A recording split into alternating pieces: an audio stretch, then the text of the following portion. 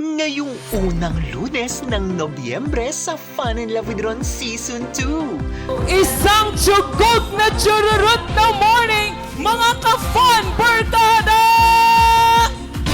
Panibagong mukha ng studio na ang inyong matutunghayan at pasabog na performance ng ating fan barkada na si Fantastic TV host Ron at syempre komedyanteng Kikay Sugar. Another fantastic guest na naman ang makikilala natin, ang book writer at professional teacher na si Maricel Concepcion.